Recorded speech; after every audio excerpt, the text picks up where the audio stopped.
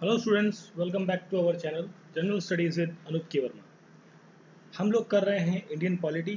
और Indian polity के अंदर हमने बात कर ली है चैप्टर नंबर 1 की। चैप्टर नंबर 1 में हमने कवर किया था हिस्टोरिकल बैकग्राउंड को, और चैप्टर नंबर 2 के एक हिस्से में हमने बात करी है फ्रेमिंग ऑफ द कॉन्स्टिट्यूशन के बारे में। और आज का हमारा टॉपिक है salient features of the Indian constitution. ये भी हमारा चैप्टर नंबर 2 का ही एक पार्ट है। इसके अंदर हम जो इम्पोर्टेंट फीचर्स हैं हमारे संविधान के, उन सभी फीचर्स को थोड़ा सा डिटेल में डिस्कस करेंगे ताकि आपके सभी टाइप के एग्जाम्स में वो कवर अप हो सके।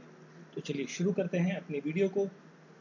तो जो लोग भी चैनल पर नए जुड़े हैं तो प्लीज़ चैनल को सब्सक्राइब करें और वीडियो को पूरा देखें। अच्छा लगता है तो शेयर करें और लाइक करें। तो देखिए, सबसे पहला पॉइंट जो आता है, देखिए इसको हम क्रम अनुसार पढ़ेंगे पूरे चैप्टर को, जिसमें जो आपको हाईलाइटेड पार्ट है रेड कलर में जो आपको लाइन दिखेगी वो उस पर्टिकुलर बेसिकली हेडिंग है, और उसके नीचे जो पार्ट है आपका वो इसका डिस्क्रिप्शन थोड़ा सा मैंने आपको लिख के दिया है यहाँ पर। तो देखिए, सबसे पहला पॉइंट है यहाँ पर लेंथिएस्ट रिटन कॉन्स्टिट्यूशन। दुनिया में जितने भी संविधान बने हुए हैं उन सब में हमारा भारत का जो संविधान है वो सबसे ज़्यादा लंबा है। मतलब लिखा हुआ रिटन मटेरियल में सबसे ज़्यादा लेंथिएस्ट फॉर्मेट में हमें देखने को मिलता है। ये नंबर 1 आपका फीचर है, सबसे इम्पॉर्टेंट फीचर है, नंबर 1 फीचर है आपका कॉन्स्टिट्यूशन का। अब देखिए, सबसे ज़्यादा लेंथिएस्ट तो है बट कॉम्प्रिहेंसिव भी है। देखिए, very comprehensive, elaborated and detailed document है। मतलब हमने संविधान के अंदर हर चीज़ के बारे में डिटेल्ड इंफॉर्मेशन डाली है, कौन सी चीज़ कैसे होगी कैसे नहीं होगी, हर प्रोसीजर को हमने डालने की कोशिश करी है। तो इलेबोरेटेड भी है हमारा संविधान, कॉम्प्रिहेंसिव भी है और डिटेल्ड डॉक्यूमेंट है। ओरिजिनली जब संविधान बना था तब उस टाइम पर संविधान के अंदर एक प्रियम्बल हुआ करता था। उसके अंदर 395 आर्टिकल्स थे, और वो 395 आर्टिकल्स जो है 22 पार्ट्स के अंदर डिवाइडेड थे। पार्ट्स का इन द सेंस कि हम इसे और आसानी से समझें तो कह सकते हैं कि वो चैप्टर्स में डिवाइडेड थे। 22 चैप्टर्स के अंदर पूरा संविधान आपका डिवाइडेड था, और साथ में वहाँ थे हमारे पास 8 शेड्यूल। तो ये जो इम्पॉर्टेंट पॉइंट है, ये इम्पॉर्टेंट पॉइंट कई बार एग्जाम में ऑब्जेक्टिव 1 लाइनर फॉर्मेट में या ऑब्जेक्टिव क्वेश्चंस में ये पूछ लिया जाता है। ठीक है, तो इस चीज़ को ध्यान रखना है। बट हम साथ में बात करें कि एट प्रेजेंट की जब हम बात कर रहे हैं तो एट प्रेजेंट आज की डेट नहीं हो गई। ये आज से 2 साल पहले लगभग 20 या 19 के आसपास जो लास्ट अमेंडमेंट हुआ है तब तक की हम बात कर रहे हैं। उस टाइम तक हमारे पास एक प्रियम्बल है एट प्रेजेंट की। अगर जो हम बात करें तो 466 से ज़्यादा, मतलब एक दो और आर्टिकल्स हैं जहाँ पर मॉडिफिकेशन हुई हैं। इतने आर्टिकल्स हैं हमारे पास, और इन आर्टिकल्स को डिवाइड करने वाला 25 पार्ट्स है। देखिए, इनिशियली हमारे पास कितने थे, 22 पार्ट्स थे, अब है हमारे पास 25 पार्ट्स। इनिशियली 8 शेड्यूल थे और आज की डेट में है हमारे पास 12 शेड्यूल। देखिए, बहुत सारा एक लंबा डॉक्यूमेंट बनता जा रहा है, और इसके चार बेसिकली 4 इम्पॉर्टेंट फैक्टर्स हैं जो इसके साइज को क्या करते हैं, एलिफेंटाइज करते हैं। एलिफेंटाइज करने का मतलब ये हो जाता है कि किसी चीज़ को बहुत बड़ा बना देना। उसके बहुत बड़ा बनाने के 4 मुख्य कारण हैं। पहला कारण है भारत का जोग्राफिकल फैक्टर, जो इंडिया का जोग्राफिकल कंडीशन है इंडिया की, उसके अकॉर्डिंग। क्योंकि देखिए, इंडिया जो है एक बहुत बड़े भूभाग पर फैला हुआ है। भारत दुनिया की 7वीं बड़ी लैंड मास कंट्री जो है वो इंडिया है। हिस्टोरिकल फैक्टर भी यहाँ पर बहुत ज़्यादा है। मतलब हमारे पास जो हिस्ट्री है, मतलब मुगल्स हैं, आर्यंस हैं, उससे पहले एंशियंट हिस्ट्री में हमने बहुत सारी चीज़ें देखते हैं। तो वो सारी चीज़ें, मिडिवल्स आता है, फिर बहुत सारे फैक्टर्स आपको यहाँ देखने को मिलते हैं। सिंगल कॉन्स्टिट्यूशन है सेंटर के लिए भी और स्टेट के लिए। एक्सेप्शन है यहाँ पर जम्मू एंड कश्मीर का, बट ये था। अब ये वाली चीज़ जो है ना, ये वाली लाइन, अब ये चीज़ क्या हो जाती है, कट जाती है। ये हुआ करती थी बिफोर दैट 370 आर्टिकल्स और 35A आर्टिकल जब वो एग्जिस्ट करते थे, तब तक जम्मू एंड कश्मीर का एक सेपरेट कॉन्स्टिट्यूशन या एक सेक्शन हुआ करता था। बट उसको डिमोलिश करने के बाद जम्मू एंड कश्मीर भी आपका एक यूनियन ऑफ इंडिया का एक हिस्सा बन जाता है। वहाँ पर भी वही संविधान लागू होगा जो बाकी पूरे देश के अंदर लागू होगा। ठीक है, तो सबसे पहला पॉइंट था यहाँ पर लेंथिएस्ट रिटन कॉन्स्टिट्यूशन है भारत का। उसके बाद बात करें तो सेकंड पॉइंट हमारा बनता है कि ये बहुत सारे डिफरेंट डिफरेंट सोर्सेज से लिया गया है, drawn from the various sources. जो भारत का संविधान है इसका लगभग एक बहुत बड़ा हिस्सा, या आप ये कह लीजिए 2/3 ऑफ द 2/3 हिस्सा जो है वो हमारा आता है गवर्नमेंट ऑफ इंडिया एक्ट 1935 से। बट बाकी का रेस्ट ऑफ द हिस्सा जो है हमने दुनिया के विभिन्न विभिन्न संविधानों से लेकर हमने बनाया है। और इसके अंदर जो एक फिलोसफिकल पार्ट है भारतीय संविधान का, देखिए कई बार ये वाला पार्ट जो है ना, इस लाइन को आप अंडरलाइन कर लीजिए और ये इंपॉर्टेंट चीज़ बन जाती है। कई बार कुछ क्वेश्चंस इस तरीके से फ्रेम किए जा सकते हैं, अगर जो किसी को पूछना हो, कॉम्प्लिकेट करना हो थोड़ा सा इस पर्टिकुलर सेक्शन से, कि ये कह सकता है कि भाई वो कौन से हिस्से हैं या वो कौन सा पार्ट है संविधान का जो कि फिलोसफिकल पार्ट है संविधान का, मतलब संविधान का फिलोसफिकल हिस्सा किस पार्ट को कहा जाएगा। तो ये पूछा जा सकता है इस तरीके से फ्रेम करके क्वेश्चन को, तो वो कहला जाता है फंडामेंटल राइट्स और डीपीएसपी। देखिए फंडामेंटल राइट्स की जब हम बात करते हैं, ये आर्टिकल नंबर 12 से लेकर 35 तक चलते हैं। और डीपीएसपी जो directive principle of state policies हैं, जिसे हम हिंदी में कहते हैं राज्य के नीति निर्देशक सिद्धांत, इसके लिए जो आर्टिकल्स हैं वो 36 to 51 आर्टिकल्स हैं। उनके बारे में भी हम आगे भविष्य में डिस्कस करेंगे। और ये चीज़ें हमने कहाँ से डिराइव करी हैं, बेसिकली अमेरिका और इरिश कॉन्स्टिट्यूशन से। देखिए अमेरिका से हमने फंडामेंटल राइट्स को लिया है, राइट्स ऑफ बिल के नाम से अमेरिका के कॉन्स्टिट्यूशन में लिखा गया है। और इरिश कॉन्स्टिट्यूशन से जो आयरलैंड का कॉन्स्टिट्यूशन है वहाँ से लिया है हमने डीपीएसपी का कॉन्सेप्ट। ठीक है, तो ये दोनों चीज़ों को कहा जाता है philosophical part of the constitution.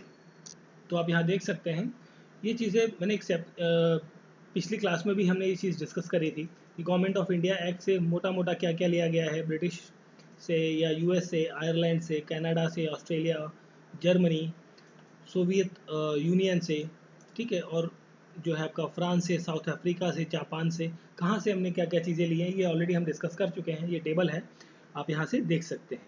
ठीक है, ये इंपॉर्टेंट पार्ट है। इससे तो अक्सर क्वेश्चन पूछे ही जाते हैं कि कौन सी चीज़ कहाँ से ली गई है। ये वाली चीज़ जो है 7-8 ये 11 पॉइंट्स जो हैं, 11 पॉइंट्स के साथ में कौन सी चीज़ कहाँ से ली गई है ये तो आपको एक तरीके से बाय हार्ट करनी पड़ेगी, क्योंकि यहाँ से डायरेक्टली 1 मार्क्स, देखिए ये याद हो गया तो आपको किसी न किसी एग्जाम में ज़रूर मिलेगा। और 1 मार्क्स या 2 मार्क्स का जो भी क्वेश्चन होगा वो आपको डायरेक्टली सॉल्व होकर मिल जाएगा।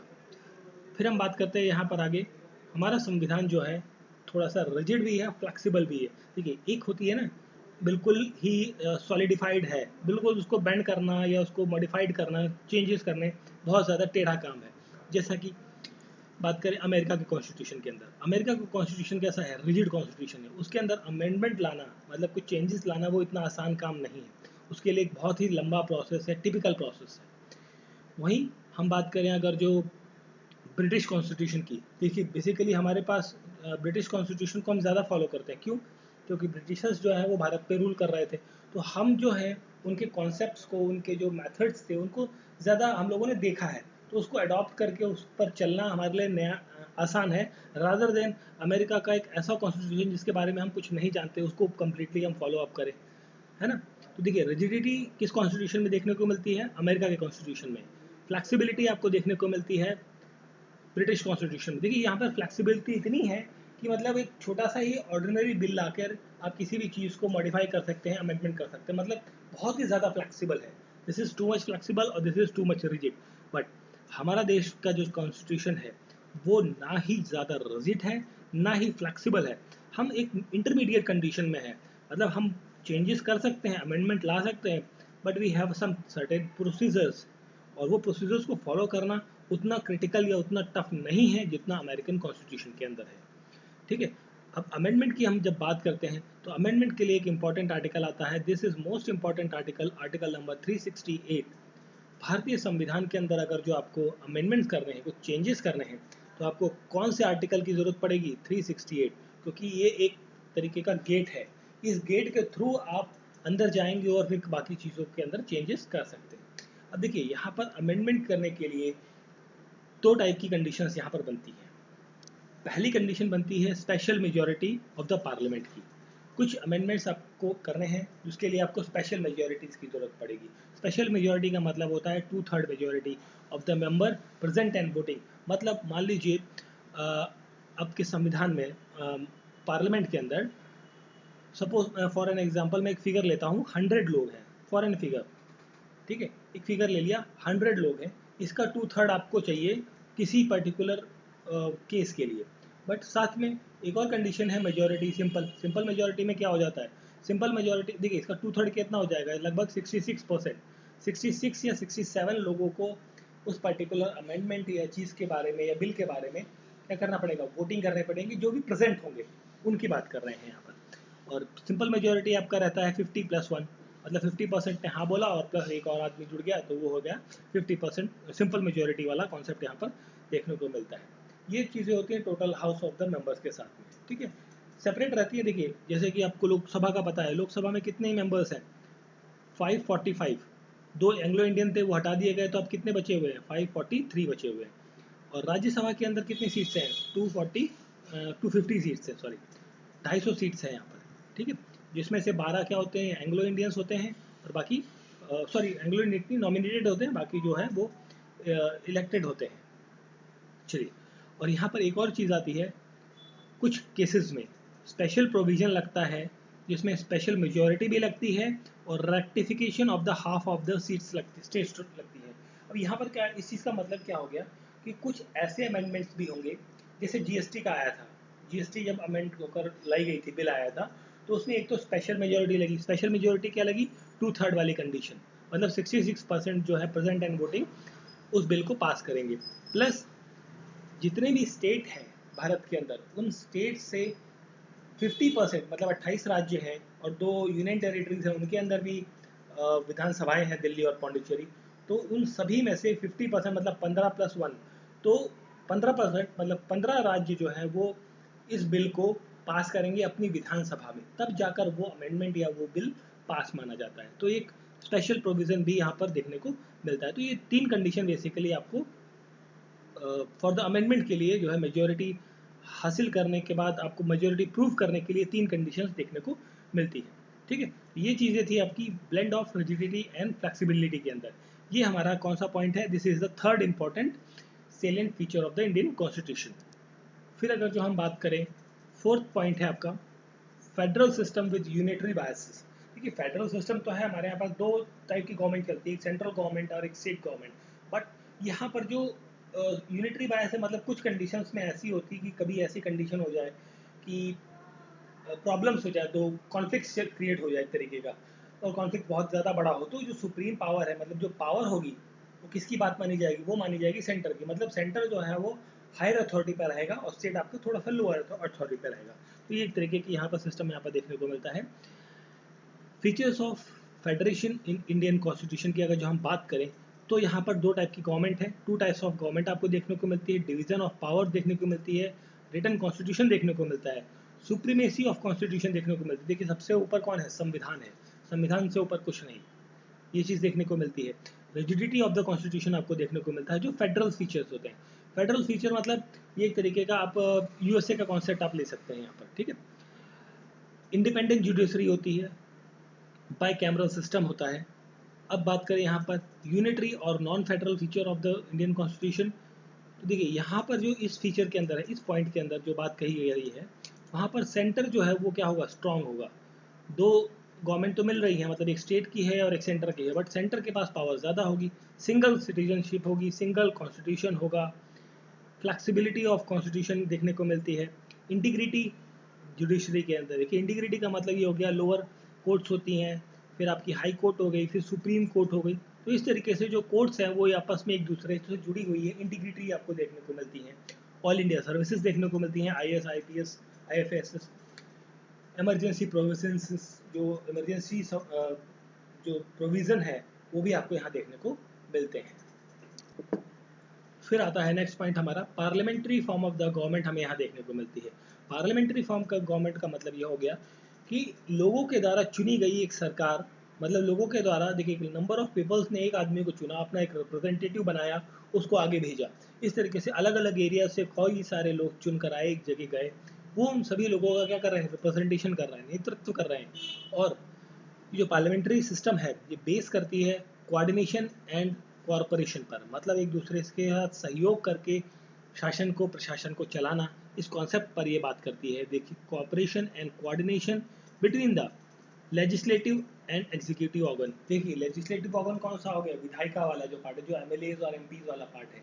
एग्जीक्यूटिव ऑर्गन्स कौन सा है, जो ब्यूरोक्रेट्स हैं, जो आईएएस हैं, आईपीएस ऑफिसर्स हैं, या अदर जो अथॉरिटीज़ बैठी हुई हैं जो काम एक्चुअल काम करती हैं, उन दोनों के बीच में एक तरीके से कोऑर्डिनेटिंग और कोऑर्डिनेशन, ये दोनों का तालमेल बिठाता है पार्लियामेंट्री सिस्टम। ठीक है, अब पार्लियामेंट्री सिस्टम जो है एक तरीके की डॉक्ट्राइन है जो कि सेपरेट करता है powers between the two organ. देखिए, लेजिस्लेटिव का पावर अलग है, भाई इसका काम है कानून बनाना, बिल्स लाना, अमेंडमेंट करना, कानून लाना। ठीक है, तो जैसे लेजिस्लेचर है आपका, विधायिका है, इसका क्या काम है, कानून बनाना। अब जो एग्जीक्यूटिव ऑर्गन्स है वो क्या करेगी, उन कानूनों को पालन करवाएगी। ठीक है, उनको इनेक्ट करवाना का काम है एग्जीक्यूटिव का। तो इस तरीके से यहाँ पर आपको doctrine of separation of power between the two organs आपको देखने को मिलता है पार्लियामेंट्री सिस्टम के अंदर। अगर जो कभी पूछा जाए कि पार्लियामेंट्री सिस्टम की फीचर्स क्या हैं पार्लियामेंट्री फॉर्म ऑफ गवर्नमेंट के, तो आप ये चीज़ें यहाँ पर मेंशन कर सकते हैं। तो देखिए, प्रेजेंस ऑफ नॉमिनल और रियल एग्जीक्यूटिव यहाँ पर देखने को मिलता है। मेजोरिटी पार्टी रूल करती है, जिस पार्टी को 50% प्लस 1 सीट्स प्राप्त होंगी। ठीक है, मतलब मान लीजिए अगर जो पार्लियामेंट की हम बात कर रहे हैं तो यहाँ पर कितनी सीट्स हैं, 545 है। ठीक है, तो इसकी 50% प्लस 1 जो भी सीट्स होंगी वो पार्टी वहाँ पर क्या करेगी, रूल करेगी। कलेक्टिव रिस्पॉन्सिबिलिटी होती है यहाँ पर एग्जीक्यूटिव टू द लेजिस्लेचर। जो एग्जीक्यूटिव है, जो काम कर रहे हैं, उनकी एक कलेक्टिव रिस्पॉन्सिबिलिटी है टुवर्ड्स द लेजिस्लेशन। ये इंपॉर्टेंट चीज़ आपको देखने को मिलती है। मेंबरशिप ऑफ द मेंबर जो है वो लेजिस्लेशन के अंदर देखने को मिलता है। Leadership of the prime minister और द चीफ मिनिस्टर के अंदर, मतलब जो भी काम हो रहा है, देखिए इसके नाम पर प्राइम मिनिस्टर और स्टेट के अंदर चीफ मिनिस्टर के नाम पे काम हो रहा है। देखिए, कुछ भी होता है ना, जैसे कुछ भी अच्छा होता है तो भी अवार्ड किसको मिलता है, रिवॉर्ड किसको मिलता है, जो लीडर होता है बेसिकली उसको मिलता है। कुछ भी गड़बड़ होगी तो भी ब्लेमिंग किसको जाएगी, लीडर को जाएगी। तो वो वाली चीज़ यहाँ पर आपको देखने को मिलती है। डिसोल्यूशन ऑफ लोअर हाउस देखने को मिलता है। लोकसभा और असेंबली जो आपकी है, असेंबलीज का, दैट मीन्स हम विधानसभा की बात कर रहे हैं, यहाँ पर विधान परिषद की बात नहीं कर रहे हैं, ना कि राज्यसभा की। राज्यसभा और विधान परिषद जो है ये परमानेंट हाउस है, इन्हें डिसॉल्व नहीं किया जा सकता, ये डिसॉल्व होती नहीं कभी, क्योंकि हमेशा ये वर्क करती रहती है।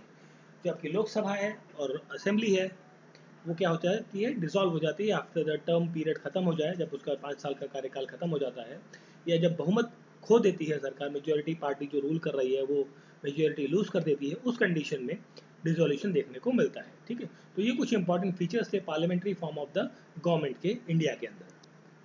फिर हम बात करें अगर, तो ये भी एक बहुत इंपॉर्टेंट पॉइंट है, इंटीग्रिटी या कह लीजिए integrated and independent judiciary policy.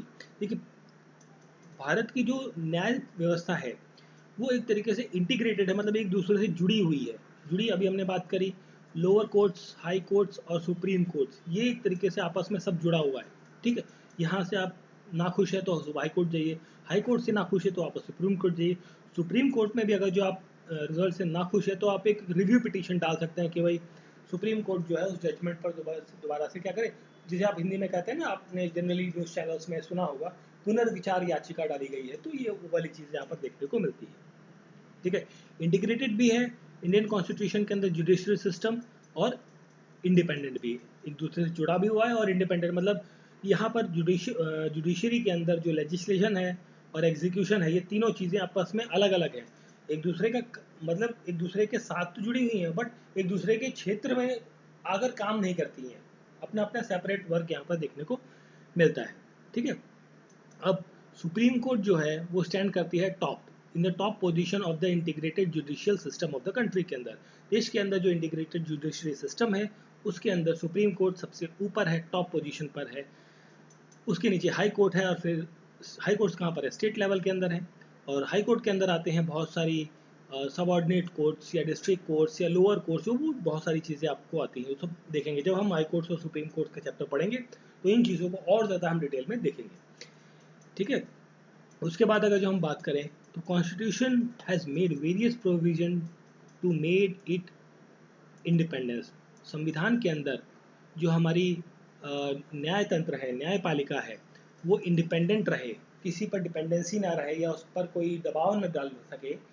दबाव कौन डालेगा, डेफिनेटली लेजिस्लेचर डालेगा या ब्यूरोक्रेसी डालेगी, तो वो ना डाल पाए, इसके लिए संविधान के अंदर स्पेशल प्रोविज़न पहले से ही डाल रखे हैं।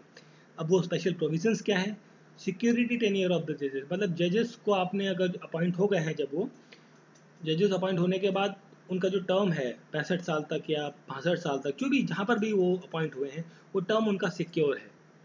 आप उनको हटा नहीं सकते। ट्रांसफ़र हो सकता है one place to another place. अब सुप्रीम कोर्ट के जज का थोड़ी ट्रांसफ़र होगा, हाई कोर्ट के जजेस का ट्रांसफ़र होता है या लोअर कोर्ट के जजेस का ट्रांसफ़र भी होता है, उनका ट्रांसफ़र हो सकता है, बट आप उन्हें हटा नहीं सकते। सिक्योरिटी ऑफ टेन्योर यहाँ पर मिलता है, फिक्स सर्विस कंडीशन मिलती है जजेस को, all expenses of supreme court charge from the consolidated fund of India. जो उतना भी खर्चा सुप्रीम कोर्ट का होगा, चाहे वो जजेस की सैलरीज हो या पेंशन हो या भी अदर खर्चे हो, वो कंसोलिडेटेड फंड ऑफ इंडिया से जाता है।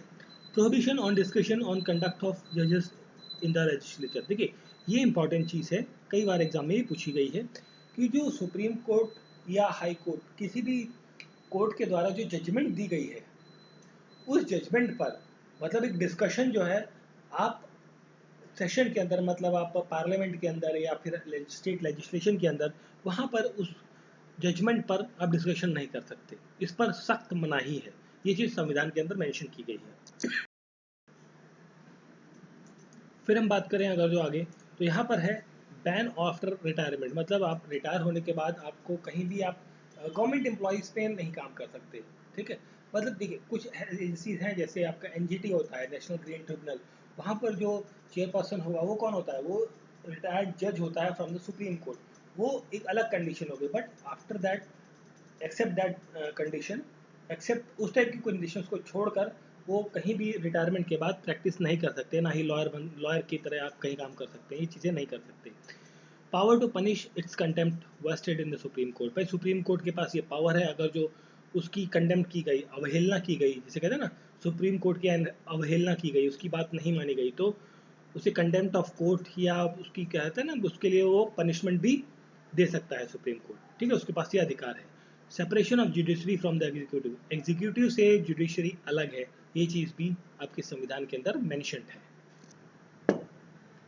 हमारे संविधान का ये एक बहुत ही महत्वपूर्ण फीचर है कि हमारे संविधान के अंदर फंडामेंटल राइट्स एडेड है, और फंडामेंटल राइट्स जो है पार्ट 3 के अंदर मेंशन्ड है। बताइए आपको, और कौन से आर्टिकल से शुरू होते हैं, 12 से लेके 35 तक।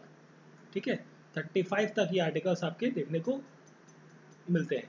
ठीक है, जिसके अंदर राइट टू इक्वालिटी जो 14 से 18 है, राइट टू फ्रीडम 19 से 22 है, राइट अगेंस्ट एक्सप्लॉयटेशन जो 23-24 है, right to freedom of religion 25 से 28 नंबर आर्टिकल्स हैं, कल्चरल और एजुकेशनल राइट 29-30 के बारे में बात करता है, राइट टू कॉन्स्टिट्यूशनल रेमेडीज़ जो है 32 से लेके आपके 35 तक है, उसमें कुछ अलग प्रोविजंस भी हैं, उनको भी हम डिटेल में डिस्कस करेंगे फंडामेंटल राइट्स के चैप्टर के अंदर। फिर हम बात करें, एक और इम्पॉर्टेंट पॉइंट है यहाँ पर डीपीएसपी। डीपीएसपी जो है आपके पार्ट 4 के अंदर मेंशन्ड है संविधान में, और इसे 3 कैटेगरीज के अंदर बेसिकली डिवाइड किया गया है, और वो 3 कैटेगरीज, इस पॉइंट पर भी कई बार क्वेश्चन पूछा जाता है, इंपॉर्टेंट चीज़ है, ध्यान रखें इसे। 3 कैटेगरीज कौन सी हैं, socialist, Gandhian and liberal intellectual. Liberal intellectual, Gandhian, देखिए बेसिकली ये कॉन्सेप्ट है, इन कॉन्सेप्ट के बेसिस पे जो पार्ट 4 है, पार्ट 4 दैट मीन्स हम बात कर रहे हैं आर्टिकल 36 से लेके 51, ये जितने भी आर्टिकल्स यहाँ पर 15-16 आर्टिकल्स आपको देखने को मिलेंगे, उन सभी आर्टिकल्स को इन कॉन्सेप्ट के बेसिस पे डिवाइड किया गया है कि भाई ये आर्टिकल गांधीयन कॉन्सेप्ट को फॉलो करता है, ये आर्टिकल आपका सोशलिस्ट कॉन्सेप्ट को फॉलो करता है, तो ये चीज़ें आपको यहाँ देखने को मिलती हैं। ये भी एक हमारे संविधान की विशेषता है, खूबी है। डॉक्टर अंबेडकर ने कहा था, directive principle of state policy को is a novel feature of the Indian constitution. ये इंपॉर्टेंट लाइन है, ये कई बार डायरेक्टली स्टेटमेंट में, कई बार आजकल क्या है ना, कुछ एग्जाम्स के अंदर स्टेटमेंट पूछ लेते हैं कि ये स्टेटमेंट किसने कही है, तो ये भी एक इंपॉर्टेंट स्टेटमेंट है इंडियन पॉलिटी के पॉइंट ऑफ व्यू से। ठीक है, अब डायरेक्टिव प्रिंसिपल जो है, इसका मतलब देखिए, इसका जो देखिए डायरेक्टिव प्रिंसिपल जो है, ये जैसे फंडामेंटल राइट्स है, फंडामेंटल राइट्स अगर जो आपके फॉलो नहीं हो रहे हैं, आपको फंडामेंटल राइट्स का कोई हनन कर रहा है, तो आप क्या कर सकते हो, सुप्रीम कोर्ट जा सकते हो, हाई कोर्ट जा सकते हो डायरेक्टली, कि भाई आपके जो मौलिक अधिकार हैं वो आपसे छीने जा रहे हैं, है ना, वो आपको नहीं मिल पा रहे हैं, तो उसके लिए आप डायरेक्टली कोर्ट जा सकते हो। बट जो डीपीएसपी है, directive principle of state policy, ये क्या है, अनजस्टिशिएबल इन नेचर है, मतलब इसके विरुद्ध आप कोर्ट नहीं जा सकते। भाई इसमें क्या है, इन सिद्धांत है, एक तरीके फिलोसफिकल बात कही गई है यहाँ पर कि राज्य को चलाना है, देश को चलाना है, तो ये चीज़ें आपको करनी है, ये करनी चाहिए, होता है ना कि करनी चाहिए और करनी है, दोनों में अंतर होता है। चाहिए वाली चीज़ें हैं यहाँ पर ऑप्शनल है, भाई सरकार उन चीज़ों को फॉलो करे ना करे, डिपेंड करता है उनके ऊपर। ठीक है, तो उसके लिए आप सुप्रीम कोर्ट या हाई कोर्ट या किसी भी कोर्ट में नहीं जा सकते, these are the non justiciable in nature. कौन? DPSP जो है नॉन जस्टिसेबल है। आपका फंडामेंटल राइट क्या है? जस्टिसेबल इन नेचर है। आप अगर जो वायलेट कर रहा है कोई आपके फंडामेंटल राइट्स को, तो आप कहाँ जा सकते हैं? सुप्रीम कोर्ट में अर्जी लगा सकते हैं। ठीक है, चलिए फिर हम बात करते हैं DPSP फंडामेंटल राइट हो गया। उसके बाद हमारा एक और इम्पॉर्टेंट फीचर आता है फंडामेंटल ड्यूटीज़ का। फंडामेंटल ड्यूटीज़ की जब हम बात करते हैं तो फंडामेंटल ड्यूटीज़ आपकी जब शुरुआत में संविधान बना था उस टाइम नहीं था, बाद में इसे ऐड किया गया था। और जब ऐड किया गया तो कहाँ ऐड किया गया? पार्ट 4A के अंदर। और किसके अंतर्गत? Article 51A। Article 51A article जो था उसके अंदर इनिशियली जब था 10 पॉइंट्स थे फंडामेंटल ड्यूटीज़ के, बाद में एक और अमेंडमेंट के थ्रू ऐड किया गया था। तो एट प्रेजेंट हम बात करें तो 11 फंडामेंटल ड्यूटीज़ जो है वो हमारे संविधान के अंदर मेंशन्ड है। ठीक है, जैसा कि डायरेक्टिव प्रिंसिपल में है, fundamental duties are also not justiciable in nature. मतलब जैसा कि डायरेक्टिव प्रिंसिपल्स थे उसके विरुद्ध आप सुप्रीम कोर्ट या हाई कोर्ट किसी भी कोर्ट में नहीं जा सकते, उसी तरीके से फंडामेंटल ड्यूटीज़ हैं। अगर जो कोई व्यक्ति ड्यूटीज़ अपने फॉलो नहीं करता तो ऐसा नहीं कि आप उसको कोर्ट में ले जाओगे, है ना, तो ऐसा नहीं कर सकते, because this is not a non justiciable in nature. ठीक है, तो फंडामेंटल ड्यूटी भी हो गई हमारी एक इम्पॉर्टेंट फीचर है। इसके बाद बात करते हैं अ सेकुलर स्टेट। सेकुलर स्टेट का मतलब ये हो गया कि भाई जो देश है हमारा या राज्य है उसका कोई पर्टिकुलर रिलीजन नहीं है। It does not uphold any particular religion as a official religion of the Indian state. मतलब भारत का कोई एक ऑफिशियल रिलीजन नहीं है कि भारत एक हिंदू राष्ट्र है या भारत एक मुस्लिम राष्ट्र है या भारत एक क्रिश्चियन राष्ट्र है, तो ऐसा नहीं है। यहाँ पर सभी राष्ट्र जो रिलीजन है वो रहते हैं और सभी रिलीजन का सम्मान है, बट यहाँ पर कोई रिलीजन वाली बात यहाँ पर नहीं आती है। ठीक है, तो वो कहलाता है आपका एक सेकुलर स्टेट है।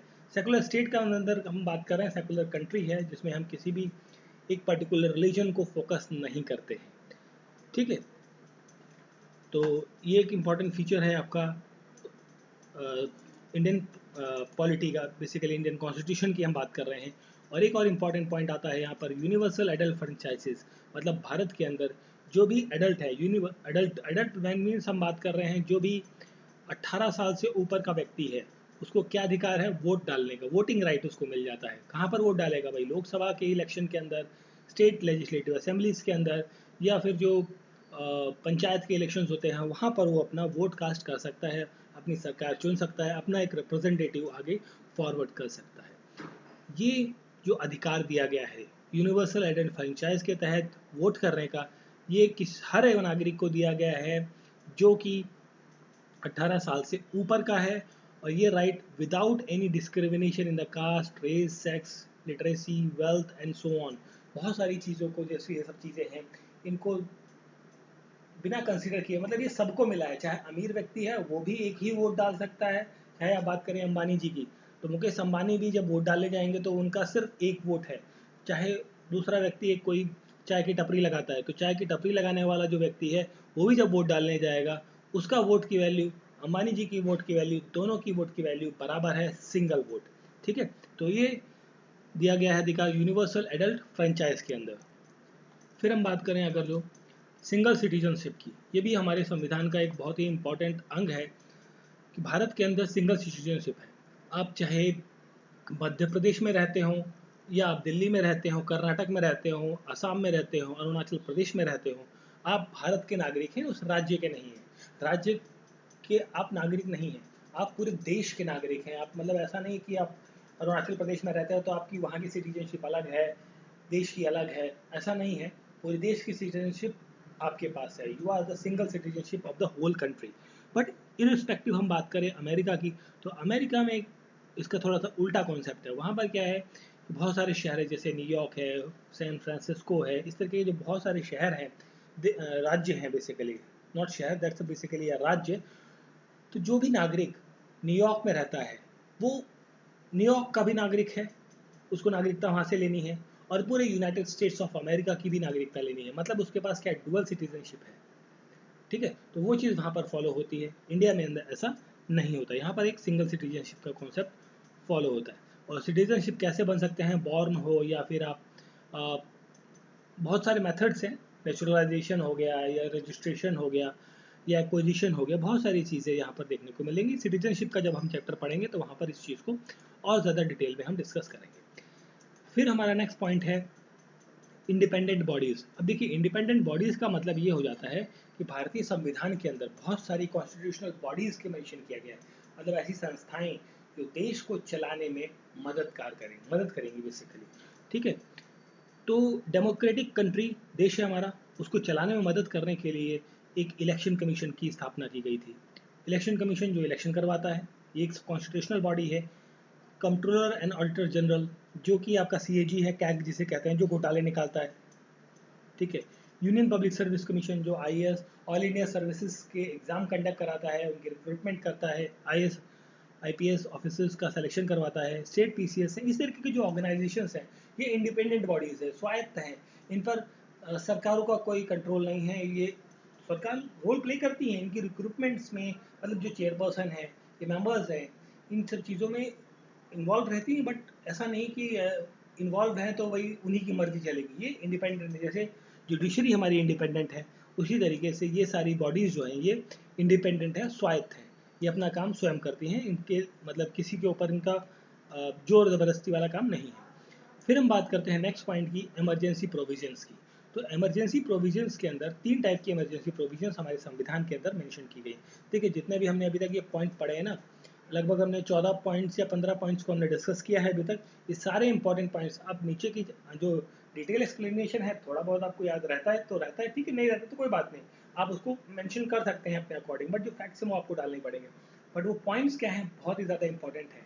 कई बार एक्चुअली आजकल क्या क्वेश्चन में थोड़ा सा कॉम्प्लिकेट करने के लिए, क्वेश्चन को बच्चे को फंसाने के लिए क्या कर देते हैं, 4-5 पॉइंट्स डाल देंगे, कहेंगे कि भाई इनमें से कौन सा वो फीचर, मतलब कौन सा वो पॉइंट है जो silent feature of Indian constitution का हिस्सा नहीं है।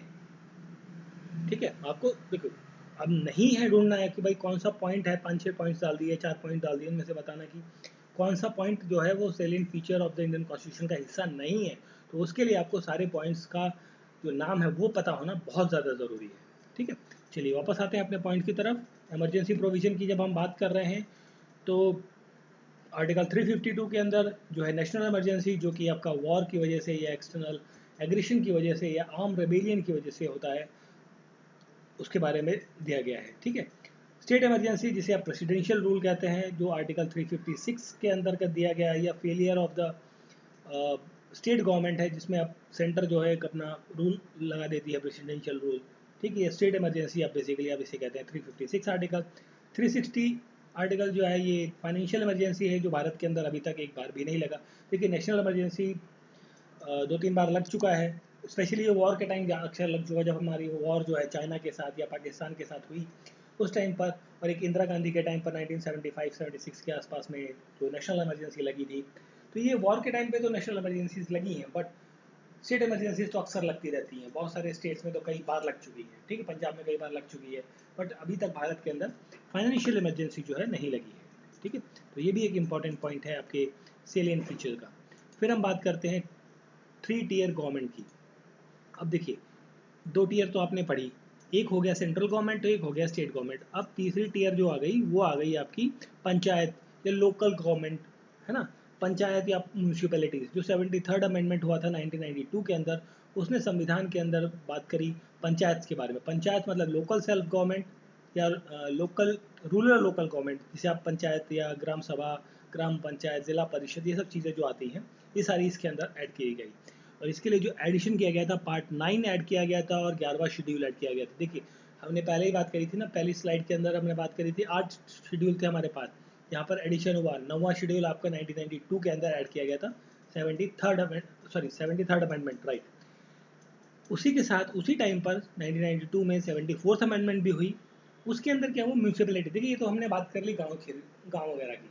अब बात करते हैं जो छोटे शहर हैं, शहर नगर महानगर हैं, या छोटे कस्बे हैं या छोटे जिले हैं, वहाँ पर क्या म्यूनसिपैलिटीज़ अर्बन लोकल बॉडीज़ की यहाँ पर बात हुई, ये ऐड किया गया। इसके लिए पार्ट डाला गया 9A, यहाँ पर था 9, यहाँ पर डाला गया 9A। और इसके लिए जो शेड्यूल ऐड किया गया वो शेड्यूल ऐड था आपका 12वां नंबर का।